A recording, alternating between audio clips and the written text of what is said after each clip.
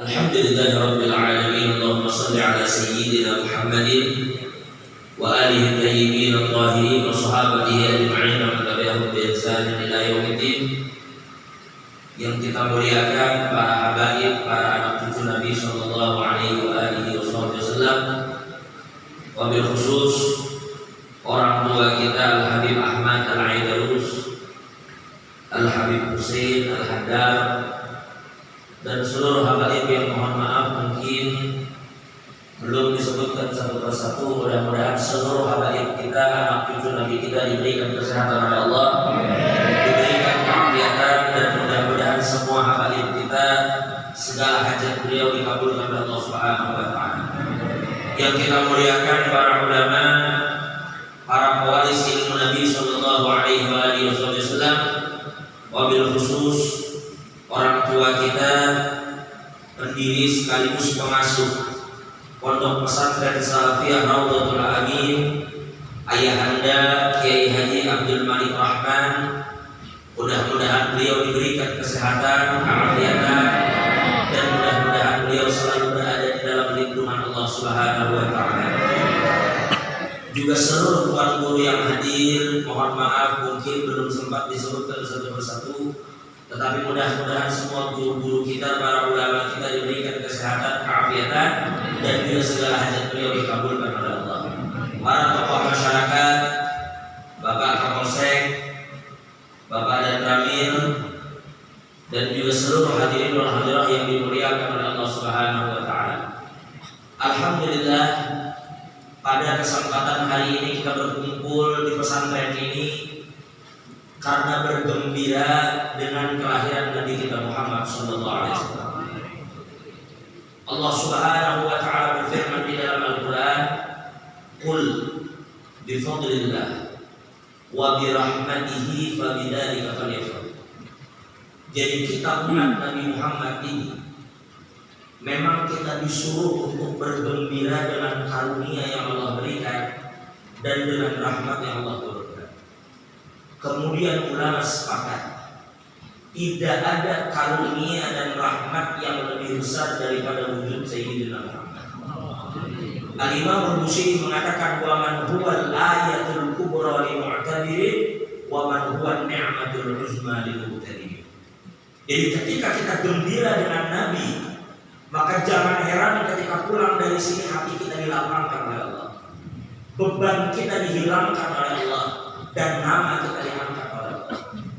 Sebagaimana ulama memberikan isyarat, sebab Allah berfirman di dalam Al-Quran, alam nashrah laka sadrak, sampai terus daripada ayat dari surah ini, maka mereka kemudian mengatakan kita tidak akan sampai kepada insyirahus sadr. Kita tidak mencapai kalimat alam nashrah laka sadrak. Tidak ada insyirahus sadr, tidak ada beban yang dihilangkan, tidak ada nama yang diangkat, kalau kita belum sampai kepada ayat wa amma bi ni'mati rabbika fahaddits. Bahwa ini ayat kita baca sebelum kita masuk ke dalam surah yang baru, surah Alam Nashrah laka sadrak. Ujar ulama, ini adalah isyarat apabila kita ingin dada kita dilapangkan oleh Allah, beban kita dihilangkan oleh Allah, lalu kemudian kita ingin nama kita diangkat oleh Allah, maka ulama mengatakan syaratnya adalah amma bi ni'mati rabbika fahaddits. Maka ceritakanlah nikmat-nikmat yang Allah telah berikan kepada kita. Maka kembali lagi, ketika kita menceritakan nikmat, tidak ada nikmat yang lebih indah dan lebih sedap untuk diceritakan lebih dari Sayyidina Muhammad. Sehingga dengan menceritakan Nabi, hati kita menjadi lapang. Maka sebelum kita berbicara tentang Nabi, para jamaah yang dimuliakan Allah, tanamkan dua keyakinan di hati. Yang pertama, ketika kita hadir bergembira dengan Nabi kita Muhammad, kita bersolawat kepada Nabi kita Muhammad, maka tidak berpisah kita dari masjid ini, tidak keluar kita dari sini, tidak keluar kita dari sini terkecuali dosa kita diampuni oleh Allah. Karena setiap sesuatu yang berkaitan dengan Nabi ini menjadi perhatian dari Allah. Allah berfirman di dalam Al-Quran, maka Allah yu'adzibahum wa anta fihim. Allah tidak akan pernah mengadab suatu kaum, Allah tidak akan adab suatu kampung selama Nabi Muhammad ada di tengah-tengah mereka. Itulah kenapa kita tidak mendengar orang-orang Quraisy padahal begitu dahsyatnya gangguan mereka kepada Nabi kita Muhammad, sampai-sampai mereka ingin membunuh Nabi kita Muhammad. Tetapi mereka tidak mendapatkan gempa, tidak banjir yang besar, tidak azab-azab yang besar. Kenapa? Karena bagaimana azab itu turun sedangkan rahmat berhitungan ada di situ. Sebagaimana Nabi katakan, innama ana rahmatun muhda. Allah katakan di dalam Al-Quran, wa ma arsalnaka illa rahmatan lil alamin. Jadi Nabi ada di situ. Allah tidak akan azab suatu kampung, Allah tidak akan azab suatu kaum selama Nabi Muhammad ada di tengah-tengah mereka. Bahkan kemudian ulama mengatakan, jika suatu kampung, jika suatu kaum itu tidak diazab karena adanya Nabi di kampung itu, maka bagaimana mungkin Allah mengazab seseorang yang di dalam hatinya selalu ada Sayyidina Muhammad.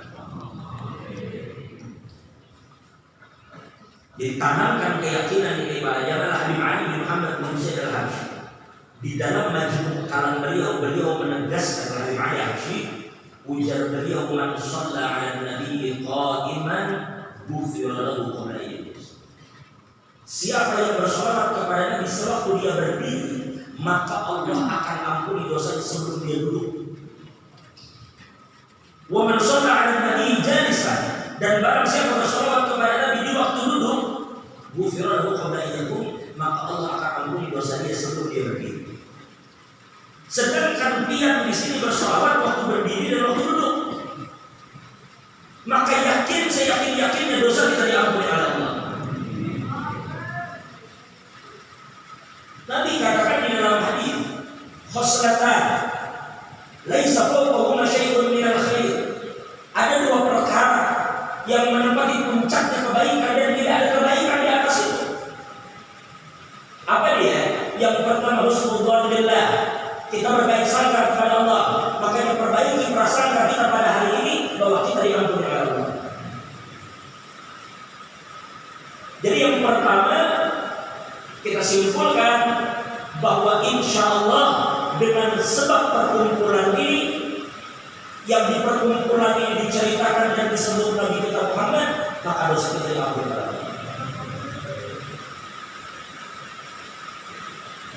Di dalam kitab Al-Bahrul Nabi, ketika Imam Ibnu Ajibah mentafsirkan firman Allah, innallaha wa malaikatahu yusholluna 'alan nabi ya ayyuhalladzina amanu shollu 'alaihi wa sallimu taslima. Maka Imam Ibnu Ajibah mengutip, ketika Allah mengajak Nabi Musa untuk berbicara, maka di saat itu Allah bertanya kepada Nabi Musa, ujar Allah, ya Musa, hal turidu an akuna aqrab ilaika min nafsika ila badanik wa min kalamika ila lisanik wa min wasawisi qalbika ila qalbik. Allah bertanya, wahai Musa, apakah kamu mau kalau aku ini, ujar Allah, lebih dekat kepada kamu dibanding ucapan dengan lisanmu, dibanding nafas dengan dirimu, dibanding geretek hati dengan hatimu. Hendaklah kamu jangan berkata, wahai Musa, aku ini lebih dekat darimu, dari geretek hati terhadap hati, dari kalimat terhadap lisan, dari nafas terhadap tubuh. Ujar Nabi Musa, bala yang tinggi ulun lamu, yang dekat dengan ulun lebih dari itu semua, ulun mau dekat dengan dia. Apa jawaban Allah?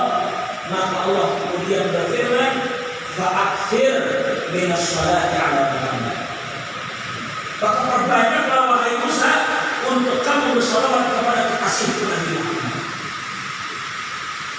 Jadi oleh karena itu kita tinggalkan yang pertama dengan keyakinan di hati kita bahwa hari ini dosa kita diampuni Allah. Yang kedua, sebelum kita masuk yang ketiga berbicara tentang Nabi kita Muhammad. Yang kedua, tanamkan juga keyakinan bukan hanya dosa kita diampuni, tetapi semua hajat kita di sini dikabulkan oleh Allah. Dia hadir di sini jangan alang-alang. Anda hajat dia. Apa hajat dia? Kita berada di hadirat Nabi. Letakkan hajat itu. Insya Allah Allah akan kabulkan hajat itu. Bila sudah kita berbicara dengan Nabi, jangan alang-alang ya. Sampai-sampai ada pernyataan menarik yang dijabarkan oleh Imam Alusi dalam tafsirnya. Allah berfirman di dalam Al-Quran, Inna Allah wa malaikatahu yusalluna 'alan nabi. Ya ayyuhalladzina amanu sallu 'alaihi wa sallimu taslima. Baik. Di ayat ini adalah suatu pernyataan bahwasanya Allah dan malaikat bersolawat kepada Nabi. Makanya ulama mengatakan sholatuna lillah imamuna sayyiduna Rasulullah. Ketika kita sembahyang zuhur nanti, kita sholat asar, maghrib, isya, subuh, kita sholat, pada hakikatnya imam kita adalah sayyiduna Muhammad. Kenapa? Karena tidak ada yang boleh melaksanakan sholat kecuali cara yang harus mengikuti Nabi. Sholat kama baik menurut Nabi. Dan hakikatnya imam kita di dalam sholat adalah Nabi Muhammad.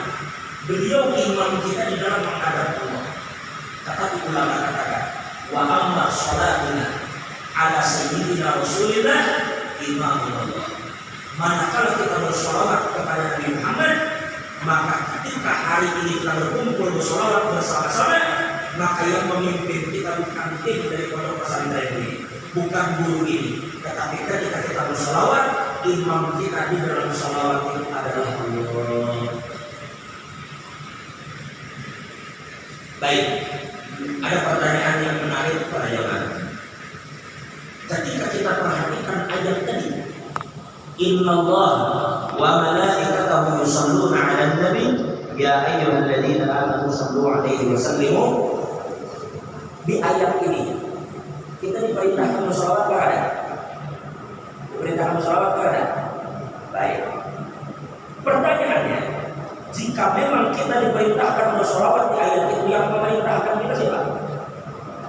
Siapa yang menyuruh kita? Allah.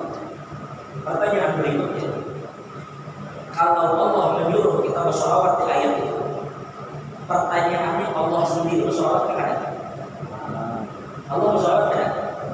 Baik. Allah bersolawat, begitu juga para malaikat. Tetapi yang menarik adalah ketika kita diperintahkan untuk mengucapkan salam di ayat itu, pertanyaannya, di ayat itu Allah memberi salam kepada? Di ayat itu Allah bersolawat, tetapi di ayat itu Allah memberi salam kepada? Di ayat itu Allah memberi salam kepada? Ternyata kalimatnya Innallaha wa malaikatahu yusalluna 'alan nabi, bukan Innallaha wa malaikatahu yusalluna wa yusallimuna 'alan nabi. Lalu ini menarik perhatian para ulama. Kenapa kita disuruh bersolawat, Allah bersolawat, tapi manakala disuruh mengucapkan salam di ayat itu Allah tidak memberi salam. Padahal di banyak kesempatan Allah memberi salam. Allah memberi salam kepada Nabi, tapi khusus di ayat ini saja. Dan ulama kemudian memikirkan apa sebenarnya maksud dari firman Allah ini, sehingga kemudian ulama berbeda-beda. Sampailah mereka pada kesimpulan satu, ada ulama yang memahami makna sallimu taslima adalah memang ucapan salam. Jadi kita disuruh untuk mengucapkan salam kepada Nabi. Selama ini yang kita lakukan, Assalamualaikum ayuhan Nabi wa rahmatullahi wa barakatuh. Allahumma sholli wa sallim ala sayyidina Muhammad wa ala ali sayyidina Muhammad. Jadi pendapat pertama, makna taslim di sini adalah ucapan salam. Tetapi ternyata tidak sedikit di antara ulama yang memahami dengan tafsir yang kedua. Di antaranya sebagian dari Ahlul Bait, dan juga ini dikutip oleh Imam Al-Alusi di dalam tafsir. Apa dia? Ternyata ujar beliau makna taslim di sini adalah maknanya al-inqiyad. Makna inqiyad adalah makna taslim. Taslim bermakna tafwid. menyerahkan urusan kepada Nabi. Sehingga dari situ mereka mengatakan seakan-akan maksud dari ayat ini adalah innallaha wa malaikatahu yusholluna 'alan nabi ya ayyuhalladzina amanu shollu 'alaihi wa sallimu taslima. Seakan-akan maksud daripada sallimu taslima shollu 'ala Muhammadin wa fawwidu umurakum ilaihi tafwidha. Bersolawatlah kamu kepada Nabi Muhammad dan serahkan urusanmu habis-habis kepada Nabi Muhammad. Ini penjabaran yang cukup menarik para jemaah. Karena penjabaran ini memiliki syawahid, memiliki pendukung. Tidakkah kita lupa bagaimana hadisul a'ma ketika orang buta datang ke Nabi melaporkan tentang kebutaannya, meminta Nabi untuk mendoakan. Kalau memang yang ingin berdoa, kenapa kada langsung minta rahmat Tuhan? Padahal Nabi jelas bersabda di dalam hadis, "Idza sa'alta fas'alillah wa idza sta'anta fasta'in billah." Bila kamu minta rahmat Allah, bila minta tolong Allah Ta'ala. Kenapa jadi Nabi? Tapi menunjukkan kepada kita bahwa pintu terbesar untuk masuk ke hadirat Allah itu memang Nabi. Sehingga Sayyidina Junaid al-Baghdadi mengatakan semua pintu menuju Allah itu sudah ditutup semua, terkecuali pintunya Sayyidina Muhammad. Ini amal orang buta datang ke Nabi. Walau annahum idzalamu anfusahum ja'uka. Bukan walau annahum idzalamu anfusahum ja'uni. Ja'uka. Coba. Orang yang berbuat maksiat itu bila datang ke Nabi lalu meminta ampun kepada Allah, astaghfirullah wastaghfar lahumur rasul lawajadullaha tawwabur rahim. Bila sudah Nabi memintakan ampun, apa?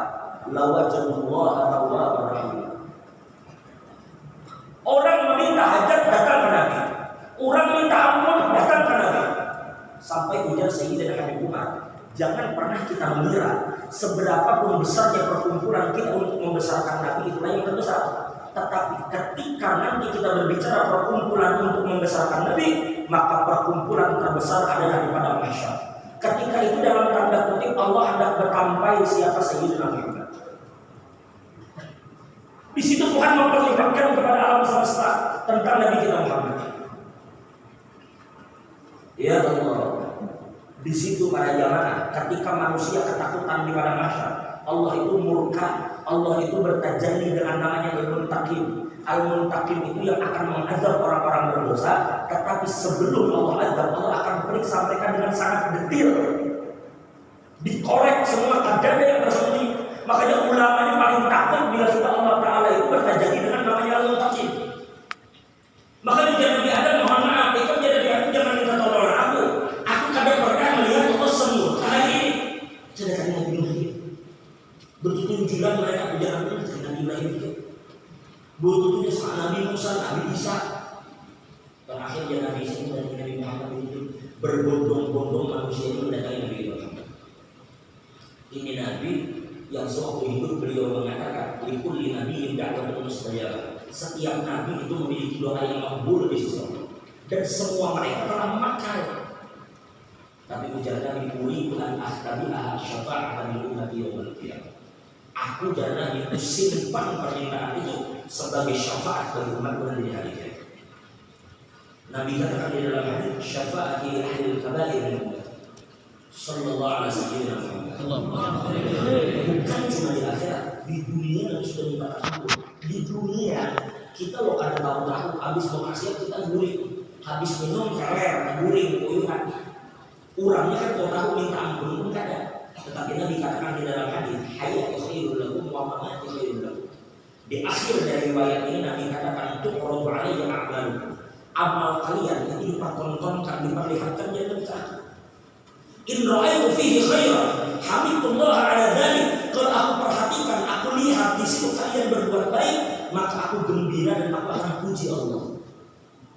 In ra'aytu fihi ghairan dzalik, dan riwayat syawal, seandainya aku dapati di sana ternyata kalian berbuat buruk, berbuat dosa, aku jangan istaghfirullah lakum, maka aku akan memintakan ampun untuk kalian kepada Allah.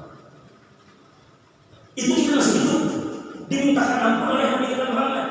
Kayak apa menurut dia di akhir? Ketika semua berbondong-bondong mendatangi Nabi, di situ ketika semua nabi-nabi yang diam karena bersuara, la yatakallamun, mereka kada berani membenar, illa man adzina lahu rahman. Cuma satu yang saat itu berani. Ketika semua orang merasa sempit, merasa ketakutan, walayyadhiqa Rasulullah jahuka idzal karim tajalla bismillahir rahmanir. Ketika Allah bertajalli dengan namanya Al-Muntaqim, Allah begitu murka, sedikit pun itu tidak mempersempit langkah Nabi untuk menyelamatkan umat. Kalau Nabi dengan Allah bertajalli dengan nama Al-Muntaqim, Nabi sedikit banyak jadi segar, karena sedikit langkah Nabi tidak menyempit. Jah Nabi tidak menurun. Beliau akan berjuang untuk mempertahankan dan menyelamatkan umat. Ini adalah Nabi kita Muhammad. Sehingga kita ini para jamaah dimuliakan Allah kita lantaran kita di umat Nabi Muhammad. Kita kada mulia, cuma kita bersandar kepada Nabi yang mulia, maka jadilah mulia kita dengan berkat Nabi. Jadi berkumpulnya kita di majelis ini menyambat para Nabi, kita memuliakan. Hakikatnya bukan kita yang menjadikan Nabi mulia dengan qasidah kita. Bukan kita yang menjadikan Nabi mulia dengan syair yang kita baca, tetapi kita yang memuliakan mulut kita dengan sebutan nama Nabi Muhammad. Itu terbang, merasa mendapat kemuliaan dengan dipukulnya dia untuk menyemarakan sesuatu yang berkaitan dengan Nabi Muhammad. Jadi tanamkan ini keyakinan para jamaah bahwa kita tidak pulang dari sini kecuali dosa kita dikabulkan Allah, aib kita dikabulkan Allah, dan hajat kita dikabulkan Allah. Amin. Karena Allah tidak akan permalukan Nabi kita. Sekarang langsung saja kita dapat menyampaikan. Memang cerita ini mungkin berulang, tetapi belum yakin tidak ada cerita Nabi ini yang membosankan. Kalau manaqib wali itu kita ulang-ulang itu aja. Inda dzikril awliya tanzilur rahmah, inda dzikris shalihin tanzilur rahmah. Ketika diceritakan wali turun rahmat, wali dikisahkan turun rahmat. Kayak apa menurut yang lalu dikisahkan di rahmat di Tuhan? Walhasil dikatakan tadi Nabi kita Muhammad ini, makanya bagus pada doa Nabi baca dulu tadi. Doa itu Allahumma rzuqna ziyaratahu fi kulli sana. Ya Allah, berikan kami kesempatan bisa berziarah kepada Nabi setiap tahun. Wa la taj'alna minal ghafilin 'anhu qadra.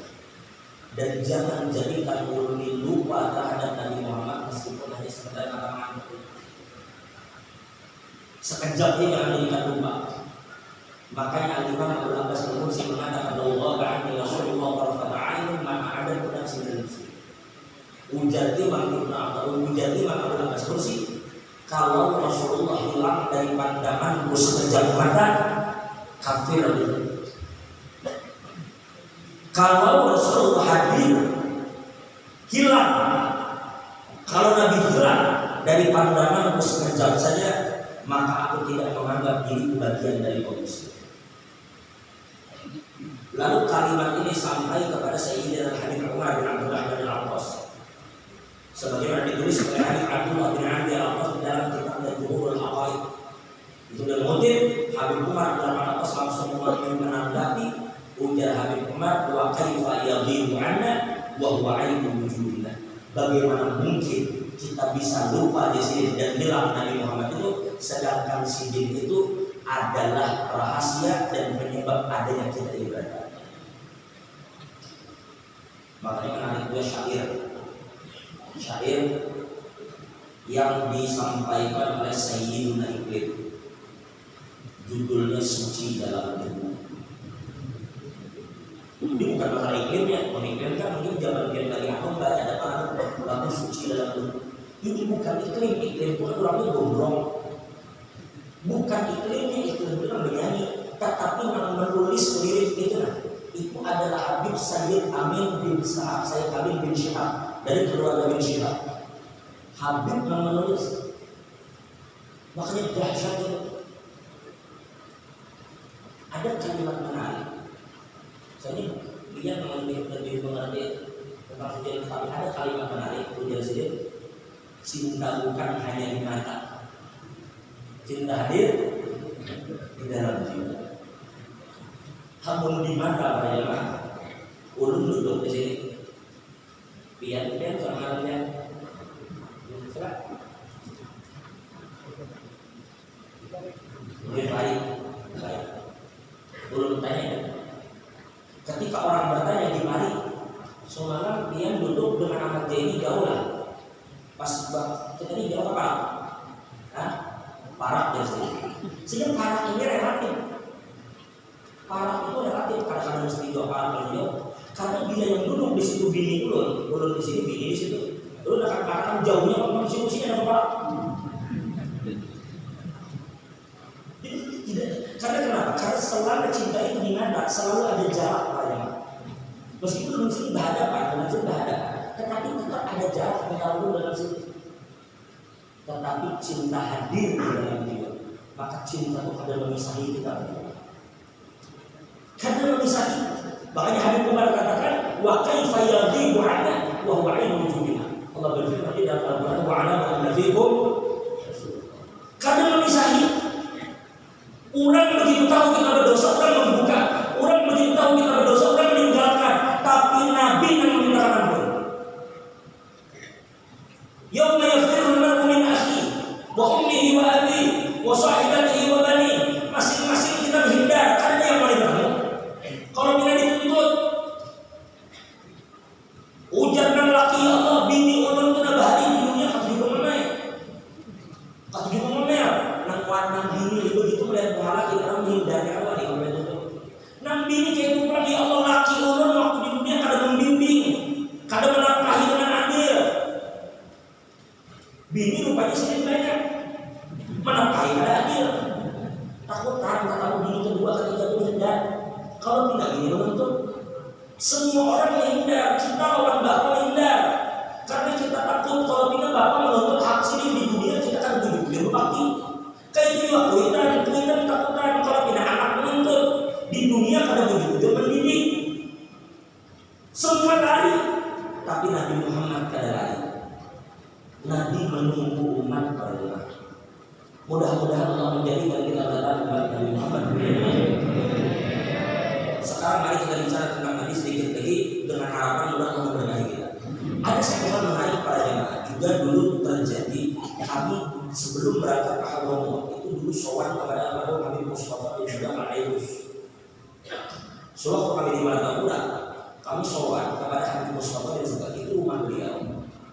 Apa sih kalau kita masuk kumpul itu simpang 4 Gunung Alaban pernah simpang 4 Gunung Alaban kami kita masuk dari Medan Pancasila masuk kita ke simpang 4 bila ke kiri dari Lema bila terus arah Sungai Kaca.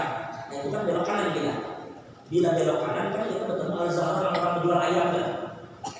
Jual ayam masuk kita di gang itu lah. Bila dia masih makanan berubah-ubah ini kita terus kita gang itu bila kita mentok ujung itu kan langsung pintu kubah, pintu langgar pintu kubah. Rumah paling kanan itu kan rumah Jihani. Nah orang biasanya saat ini selama kubah tutup ziarahnya ke situ duduk di situ. Ini rumah di sebelah kiri paling ujung. Nah rumah sebelah kiri ini dulu disebut Mustafa Medan. Waktu itu sowan minta izin minta doa waktu kita melakukan ilmu. Ada satu hal yang sampai hari ini belum kada lupakan. Ujar Habib Mustafa waktu kami datang kami ucapkan Habib tolong doakan kami. Doakan kami. Jawaban Habib Mustafa ujar beliau kalian itu santai. Kalian menuntut ilmu doakan saya itu. Yang kedua, ketika kami pamit ada beli itu selima antar sampai kami berjalan dan sandar kan Habib kuat. Kada bersandar antar pinggir jalan dan sampai sekarang ada satu kalimat yang belum ada lupakan.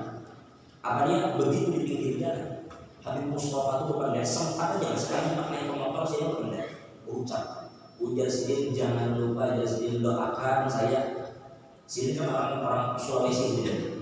Jadi jangan lupa doakan saya mudah-mudahan nanti di hari kiamat Nabi Muhammad berkenan mengakui saya sebagai umat. Habib Mustafa bin Zubair al-Ayyub, cucu Nabi, berucap doakan saya mudah-mudahan di hari kiamat Nabi akui sebagai umat. Ini Nabi pada jamaah yang kalau sampai lepas dari Nabi ini kita akan tahu lagi mengenai Tuhan. Dan jadi oleh karena itu mari kita dengarkan sedikit riwayat dari para sahabat. Ulun tidak mengucapkan puja ulun, tetapi ulun membacakan sebagaimana sahabat itu betul memperhatikan Nabi. Coba biar perhatikan, adalah manusia yang orang pun memperhatikan sosoknya detil lebih dari Nabi Muhammad. Ini menunjukkan bagaimana kecintaan mereka.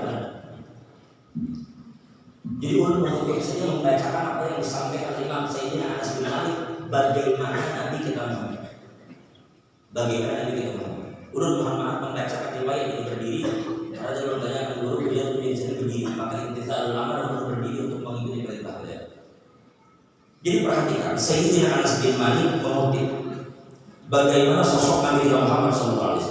Sayyidina Anas ini adalah orang yang berhadap kepada Nabi seperti khadam Rasulullah SAW. Aku berhadap kepada Nabi Yazid 10 tahun.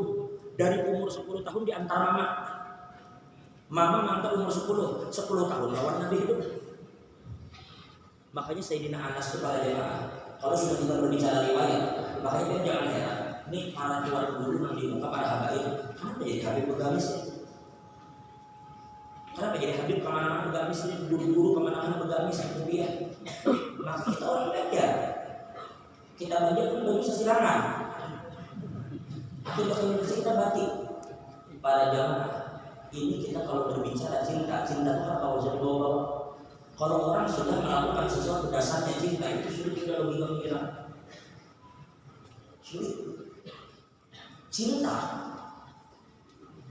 Nah, ujar Imam Qushairi di dalam risalahnya wal muradu bil mahabbati muwafaqatul mahbub. Yang orang cinta itu orang selalu menyamai mengikuti orang lain cinta. Sayyidina Anas ini para jamaah jangankan kelakuan Nabi. Suatu hari beliau pernah makan bersama Nabi Sayyidina Anas. Ujar Sayyidina Anas, aku pernah makan dengan Nabi. Tiba-tiba Nabi mengucik mangkok. Terkadang mengorek mangkok. Jadi apa? Di mengorek kok takut di sini Rasulullah yang mengorek mangkok. Ujar Nabi ya aku mencari warung. Rupanya di dalam masalah ada labu di dalam. Ujarnya dia ada tukang labu lagi selesai. Ujar semua ternyata ujar Sayyidina Anas dari sini aku paham. Ternyata Nabi Muhammad senang dengan lalu, senang labu. Apa ujar Sayyidina Anas? Demi Allah ya Sayyidina. Setelah kejadian itu tidak ada makanan yang lebih aku sukai daripada labu. Padahal itu cuma selera. Kita pulang dengan ayahanda guru kita. Kita pulang malam sini ke Samarinda, misalnya kita sini berziarah ke Tenggarong. Begitu singgah di tengah jalan, Sidin memesan itik haladiu. Itik mas abang. Di jalan Sidin memesan itik. Kenapa itu kalau kita memesan nila goreng? Sidin memesan itik, ulun memesan palian. Kenapa itu kalau kira-kira? Kadang satu lahan kalau beda. Ini kan selera. Sidin meminum jeruk hangat. Kenapa itu ulun meminum PS? Tapi sampai urusan selera, itu sahabat berusaha mengikuti Nabi itu karena cinta pada jemaah. Itu Sayyidina Abdullah bin Umar. Sudah bulan.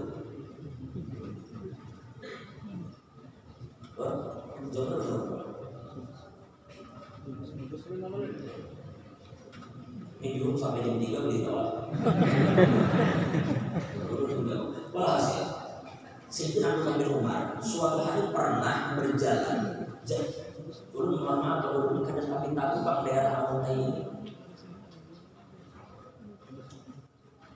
Cuma ulun ipar ada di Amuntai. Ipar abdi kawin orang Amuntai orang Arab. Alhamdulillah di mana Arab gitu. Itu kata-kata ulun hafal, ulun mendeskripsikan yang ulun hafal aja. Ulun ibarat begini. Anggap aja dari Martapura Masjid Pancasila, bahwa dalam tanah Masjid Pancasila di Martapura sebelumnya. Anggap di situ dengan di sekumpul kubah kerja orang. Ada orang. Suatu hari Sayyidina Abdullah bin Umar itu berjalan bersama para sahabat, tiba-tiba sampai anggap di Masjid Pancasila. Tujuannya ibaratnya kayak sekumpulan. Sampai di Masjid Pancasila tidak jauh dari tujuan, tiba-tiba Abdullah bin Umar minta singgah. Biasanya jika sudah kalau kami lalu kami begitu kami begitu berkulit kemudian yang lain yang Allah biarkan anak kami kenapa di sini? Itu loh, sedikit lagi kita sampai. Cuma tunggu di situ wadahnya nyaman, banyu ada, kerja di sini. Ujar Abdullah bin Umar, dulu aku pernah berjalan bersama Nabi Muhammad. Ketika itu aku menyaksikan Nabi singgah di tempat ini dan Nabi kencing di tempat itu. Maka aku berdiri dan kencing duduk di tempat itu untuk mengenang dan mengikuti Nabi Muhammad. Sampai segitunya sahabat pada jamaah. Tapi jangan biar kira pada Nabi Muhammad itu pada jamaah beda dengan kita. Kita ini ujar ulama di dalam fikih kita. Terutama di Indonesia Syafi'i di dalam kitabnya Ghayatul Munah, syarah daripada Syafi'i yang paling besar. Beliau banyak mengutip daripada Mughni di situ. Apa ujar beliau beristinja, membasuh habis kami, membasuh habis buang air besar itu hukumnya wajib, dan kecuali Nabi Muhammad kalau wajib. Kenapa? Karena tidak ada yang keluar dari tubuh Nabi kecuali suci. Walhasil kita kembali dulu Pak Kapolres, namanya di Samarinda waktu zaman corona pas COVID itu ada rumah makan di McDonald itu menjual burger ayam sama menunya biasa tetapi bungkusnya digantinya pakai gambar BTS.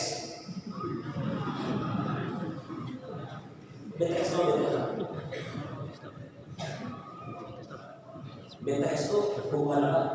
Grup apa?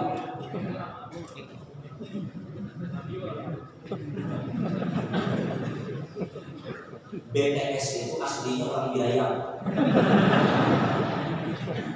Gambar BTS dan BTS itu beranak, BTS itu orang Korea.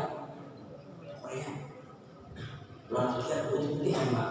Nah, di kadang-kadang beginian tentang itu putih berjual itu cuma bungkusnya gambar BTS. Itu bro, ibarat kita mulai Masjid Pancasila sampai ke Masjid Al-Karamah yang mobil panjang jauh. Kadang masuk akal sampai Samarinda itu polisi apa? Kadang kurang lagi COVID, ini antri kayak panjang yang lalu ini. Gara-gara di bungkusnya ada gambar BTS, di minuman ada gambar BTS. Kurang waktu lagi apa istilahnya itu? Lagi apa? Yang lepas PSBB kan? Ini antri gitu panjangnya. Kenapa? Tapi lagi-lagi kita tidak kawal karena mereka mengatakan apa dasar kekagumannya ngapain ada pakai urut satu juni BTS. Itulah orang cinta. Kalau sudah cinta itu boleh pakai. Nah kita kembali ujar Sayyidina Anas, aku hidup bersama Nabi wa kana Rasulullah sallallahu alaihi wasallam laisa bi tawilil ladhi wala bil qasir. Nabi Muhammad itu memiliki fisik yang tidak tinggi dan tidak rendah. Jadi Nabi kita Muhammad itu tidak jangkung, tidak rendah. Wala bil abil amhaq wala bil adam. Dan Nabi Muhammad itu tidak berkulit putih pucat kadang berhirang. Nabi itu azharul laun. Nabi Muhammad itu memiliki kulit yang putih kemerah-merahan. Ujar pakar kecantikan, kulit terbaik itu adalah kulit yang putih memancar kemerahan dari kulit itu. Kita bisa juga apa? Tapi beriman. Beriman apa orang sebenarnya beriman kan? Beriman. Nabi itu putih kemerah-merahan macam bini sini Humairah. Sayyidah perempuan cantik yang berkulit putih, berbibir putih, kemerah-merahan. Ibu kita semua sudah singkat cerita. Nabi tidak tinggi, tidak rendah, tidak putih pucat, tidak hitam. Tetapi Nabi benar-benar cahaya. Waris dari cahaya itu waris Nabi Muhammad itu rambut beliau tidak ribo, tapi tidak juga lurus. Tetapi rambut Nabi itu kayak bergerombang. Terkadang dikatakan dia bermusyawarah kemudian terkadang sampai cuping telinga, terkadang bisa sampai batu. Nabi itu terkadang rambut dan janggut itu diwarnai dengan warna merah. Nah, dan bahkan dikatakan Nabi Muhammad itu memiliki hidung yang mancung, yang mana hidung Nabi itu tetapi mancung tidak seperti patung burung. Mancung bibir bagus, mata Nabi bagian hitamnya itu hitam banar, bagian bulu mata Nabi itu tebal. Di mana kok bisa sahabat tahu? Karena mereka melihat Nabi itu detil. Bainul mabainal mankibain, dada Nabi hitam. Di antara kedua belah belikat beliau ini ada tanda. Sedetil itu para sahabat kepada Nabi Muhammad. Tapi singkat cerita, kalau kita bicara tentang fisik, kadang mau diulangi juga. Nabi mancung lah, kan? Tapi bukan perkara yang kita bisa ikuti. Tetapi ya biar kadang kita disyukuri ini dong, namanya ini. Untungnya ini enak. Udah tinggalkan fisik. Karena pada akhirnya kalau kita bicara tentang Nabi sampai kiamat pada zaman ada tujuh. Wa ala tafannuni wasfihi yafnaz zaman wa fihi ma Yusuf. Apa yang kali dalam ayat wa laqad tasafa sallallahu alaihi wasallam bi mahasinil akhlaq bima tadiqu an kitabatihi Rasulullah. Dia kumpulkan semua daun jadikan kertas, semua baju jadikan tinta untuk menulis kisah Nabi. Habis daunnya, habis tintanya, kisah Nabi ada di bawah. Kita tinggalkan masalah fisik, sekarang ayo kita bicara akhlak. Ada penjabaran menarik juga yang disampaikan oleh Sayyidah Aisyah, istri beliau. Apa ujar Sayyidah Aisyah? Ketika beliau ditanya bagaimana sih akhlak Nabi, maka beliau gambarkan dengan jawaban kamilun syamil. Ujar Sayyidah Aisyah, kalau kamu mau tahu bagaimana akhlak Nabi, wa kana khuluquhul Quran. Akhlak Nabi Quran sendiri. Kayak benar misalkan Nabi aja. Wa kaifa yudriku fid dunya haqiqatahu qaumun niyamun tasallu anhu bil qulubi. Sudahlah kalau kita bicara tentang Nabi apa untuk juhur maka para masuk. Walhasil ujar Sayyidah Aisyah, ma daraba Rasulullah bi yadihi syai'an qad illa an yujahida fi sabilillah. Nabi Muhammad itu tidak pernah menggunakan tangan untuk memukul orang kecuali dalam perang. La khadim wala mar'ah, tidak perempuan, tidak pembantu, Nabi tidak pernah mukul. Begitu Nabi tidak Muhammad. Singkat cerita, maksudnya boleh memukul dalam Islam, boleh, tapi ada aturan.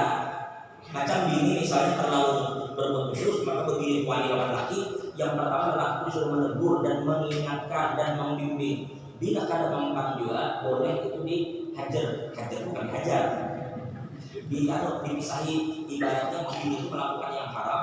Kita ibaratnya yang menegur, kita akan tegur untuk memberikan ini peringatan supaya ia sadar ini salah. Yang ingin boleh di atas, kita biar di bawah. Kalau kada mempan juga masih boleh ada dipukul, boleh. Tetapi bidor bin ghairi mubali, dengan pukulan yang tidak boleh mencederai. Karena beginian itu bila soleha, amal lelaki kadang menakur aja kita akan merasa, apalagi untuk pukul, tapi pukulan yang tidak boleh sedikit pun mencederai. Karena pada dasarnya itu dilakukan atas dasar sayang. Nah sampai di sini para jamaah, kalau kita lihat kisah Nabi kada bakal tuntung kan? Karena ulun di pondok ada yang ulun ingin sampaikan. Jangan dikira ulun kong kali kong dengan pengurus pondok. Ulun perlu sampaikan ini karena ini jamaah-jamaah hadir di antaranya wali santri ulun, mohon maaf bicara ini satu. Sudah kalau kita bicara Nabi tidak bakal selesai. Sampai kapan pun tidak bakal selesai. Mudahan kita dapat berkah Nabi. Para wali santri yang dimuliakan Allah SWT, ketika pian memasukkan anak ke pondok ini, maka serahkan anak pian itu bujur dhahiran wa batinan. Jangan alang-alang memasukkan anak pondok.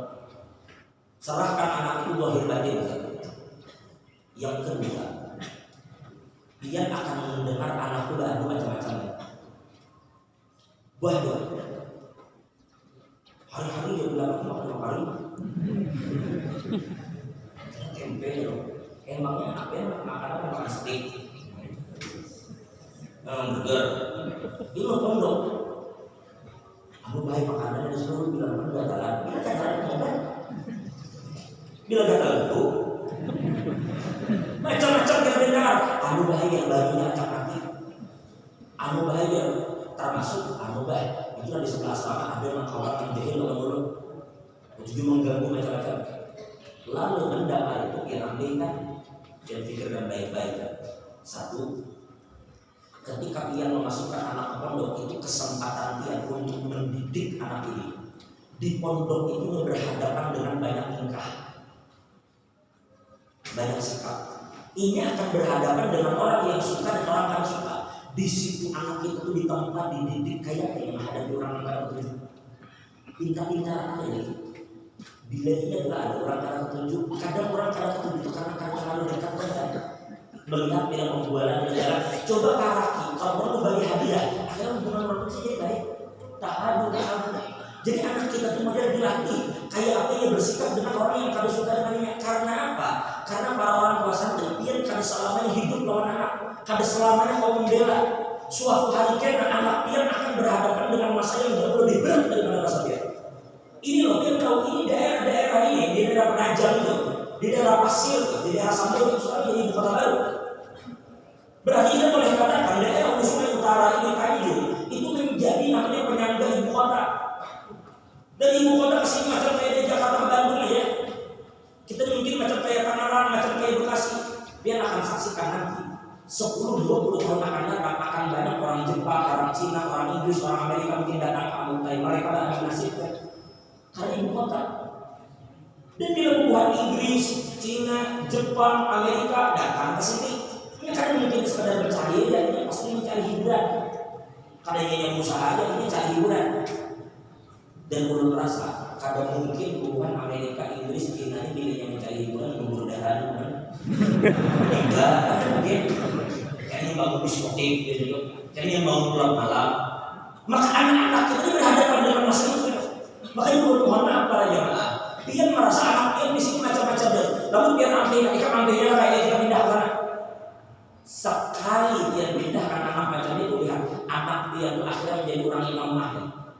Mohon maaf ya, lemah apa maksudnya? Maksudnya ini apabila bertemu masalah pikiran itu hindar ya. Kada selamanya orang itu hindar. Bertemu masalah hindar. Dikira kayak pondok situ kada.